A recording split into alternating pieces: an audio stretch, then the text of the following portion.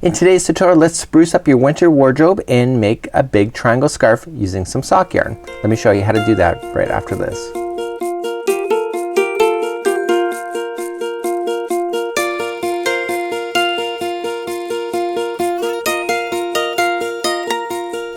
Welcome back to the Crochet Crowd as well as yarnspirations.com. I'm your host Mikey. Today's tutorial we are going to make a big triangle scarf using the Peyton's Crochet Sock FX yarn, and this is sock yarn, so it turns out to be really amazing. And I have a few slight modifications for this original pattern that we have, the big fringe triangle scarf, where I've just actually changed my yarn hook, my crochet hook like so, and I've also changed out the yarn. I'm going to tell you a little bit of secrets on what you need to do in order to change up this pattern. I've kind of changed the fringing as well on this particular design to make it a little more interesting. So what we have today is that this yarn, because it's a lot more thinner than the regular yarns of the Bernat satin, just like you see here, you will notice that it has a lot finer look and more refined, I think, over time as well. It depends on your particular outfit, on what you want to wear, but this, because it's Crochet Sock FX yarn, is that it changes color slowly, so it has a really kind of a neat transition, and you can see that on the original of the one that I've actually created in order to kind of prove that this can be done in something different. In this version of a triangle scarf, you're going to need 4 balls of Peyton's Crochet Sock FX in order to do it. You'll need a 3.5mm size crochet hook. I have provided a link in the more information of this particular video for you to access it in order to get the very specifics that you're going to need in order to make this work. Now I noticed with myself is that I was able to get through most of this pattern, well, all of this pattern with 4 balls, but I actually timed it in a way that the 4th ball is actually part of it is using to the fringe to the actual outfit itself, and because of that it really does a nice job. So you can use any of the colors to make it work. You can mix and match your colors, have a lot of fun with it, but either way how you do it is very, very simple, and this is kind of one of those mindless projects you can do in front of TV without a problem. Okay, so let's begin, and I'm using my 3.5mm size crochet hook and my Crochet Socks FX yarn, and you can see it's kind of thin, but this is what creates the really unique look to it. And we'll create a slip knot. Remember that the one on the hook never counts as one.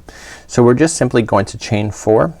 So we got 1, 2, 3, and 4.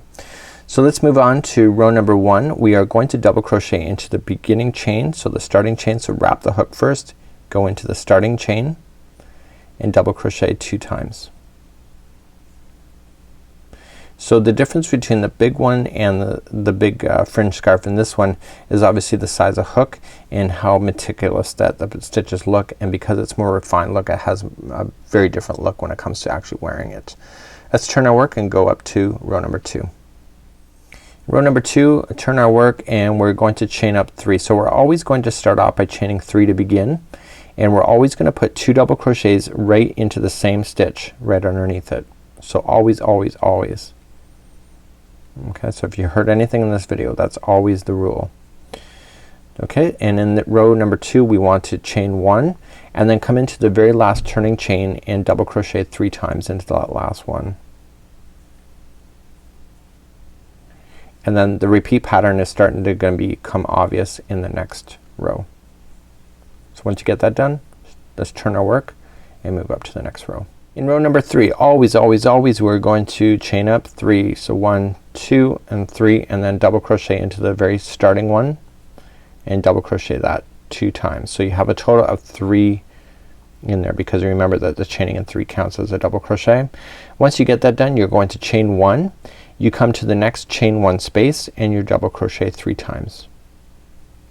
So always, always, always across in every chain 1 space you always put in 3 double crochets followed by a chain 1, and then always, always, always on the edge you're always going to put in 3 double crochets into the final stitch.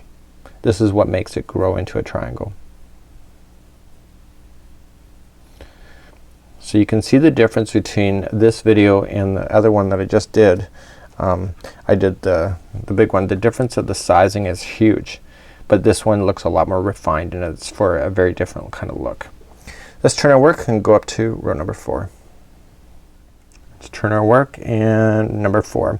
So always, always, always chaining 3. 1, 2, 3, double crochet into the same one 2 more times. So everything is in groups of 3. Followed by a chain 1, go to the first chain 1 space double crochet 3 more times.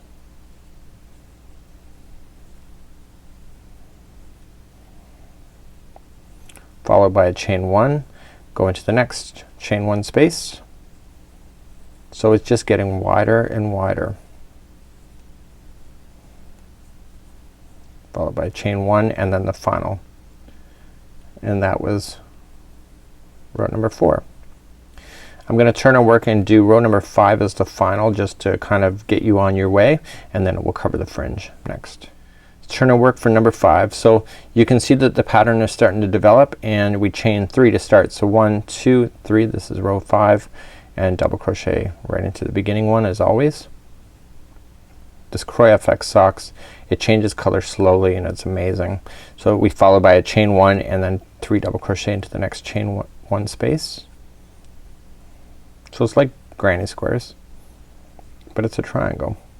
Followed by a chain 1, double crochet 3 more times into the next chain 1 space.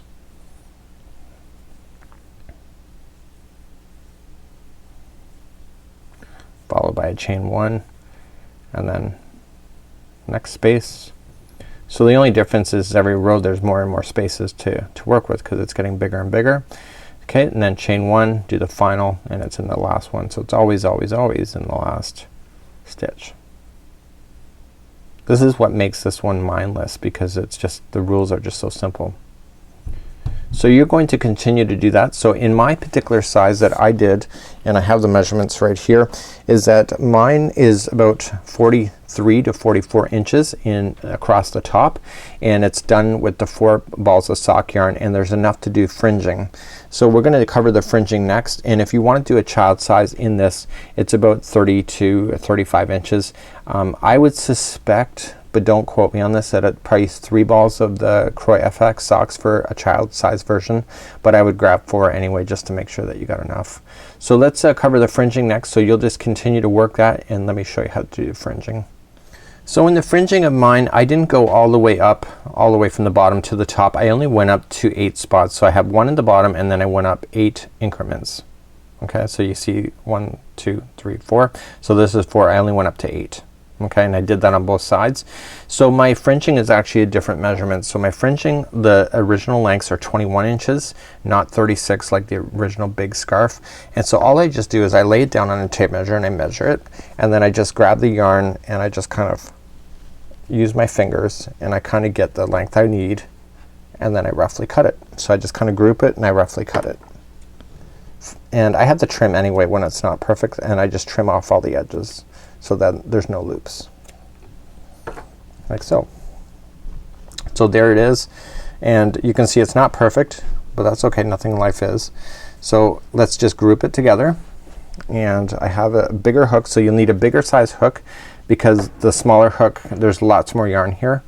So basically we need a bigger size hook, so we just come along the edge and we pick an edge, and you just be consistent with it. So I'm just gonna go in to an edge, grab the loop of all that yarn, pull through, and then I just give it a little bit of slack, wrap everything around that hook, and just gently pull it through.